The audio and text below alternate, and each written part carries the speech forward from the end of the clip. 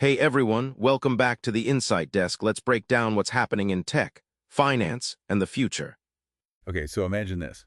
A tech company, right, intentionally making its new phone, well, less powerful on paper. Sounds a bit weird, doesn't it? Yeah, it definitely goes against the grain. But that seems to be exactly what Google might be doing with the upcoming Pixel 6a.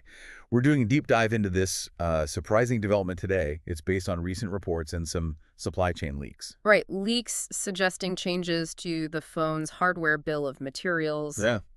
the actual list of components inside. Exactly. So our mission here is pretty clear. We want to unpack why. Why would Google do this? And maybe more importantly, what's it going to mean for you, the person actually using the phone day to day? And the specifics we're hearing are interesting. A slightly smaller battery capacity, maybe around 4,200 milliha, down from about 4,400. Yeah, and maybe even more noticeable, slower charging, like capped at 15 watts instead of the 18 or even 20 watts it could do before. Mm. So, okay, let's unpack this. Why would Google do something that really seems, on the surface like a downgrade, especially for a budget phone? Well, it's interesting because the sources suggest it's not just about cutting corners. It looks more like Google's making a strategic choice here, maybe prioritizing longevity and reliability over just raw speed specs. Okay. And there seem to be three main drivers based on what we're seeing. First one, pretty straightforward, cost management. Ah, the money. Exactly. Lithium battery cells, lots of components are getting more expensive. So for a phone in that, $350, $400 price range, shaving off even 5% of the battery capacity, that can actually save them real money when you're making millions of these things. Helps protect their profit margins. Right. Okay, so even a small tweak saves millions across the board. That makes sense as a driver. But is it the main reason or just a nice side effect? That's a good question. It's definitely a big factor, but it seems really tied into the second reason, thermal issues and reliability. The overheating thing. I remember hearing about that with the original 6A. Yeah, quite a few users reported the phone getting pretty warm, right? Especially during long charging times or heavy camera use. So slowing down the charging speed inherently generates less heat. It's just physics.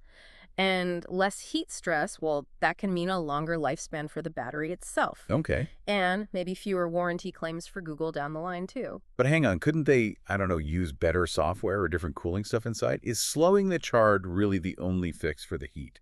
That's fair. And yeah, software optimization is always part of it, and they're always looking at materials.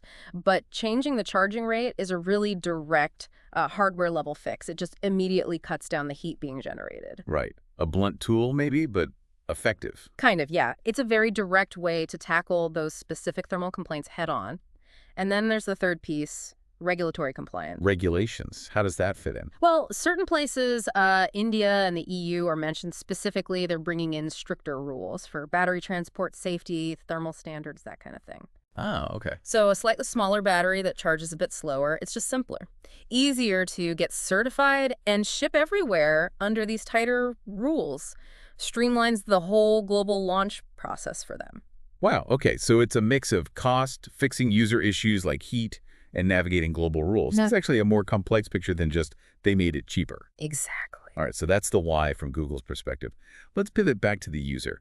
What does this actually mean for your day-to-day use? Is this going to be a big deal? Yeah, let's translate it. Practically speaking, for you, the user, it'll probably be noticeable, but maybe not, like a deal breaker. You're likely looking at maybe losing, 10 to 20 minutes of screen on time per day. Okay, not huge, but not nothing. Right. And charging to full. Expect that to take roughly, say, 10 to 15 minutes longer. But importantly, the phone's actual performance apps, game scrolling, that should be identical. It's really just about the power side of things being tweaked.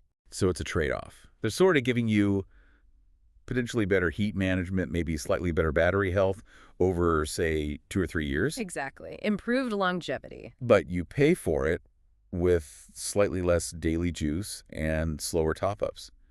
I mean, I've definitely had phones cook themselves over time, so maybe that longer lifespan isn't such a bad trade. It's a perspective, for sure. And the community reaction seems pretty split on this, right?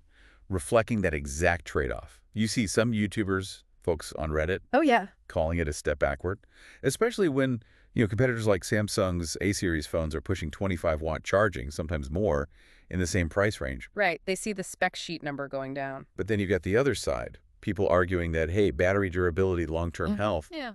that actually matters more than just shaving a few minutes off charging time. It's a real debate. It really is. Depends on what you value. So as we wrap this up, the core tension here, coming through from the sources, seems pretty clear.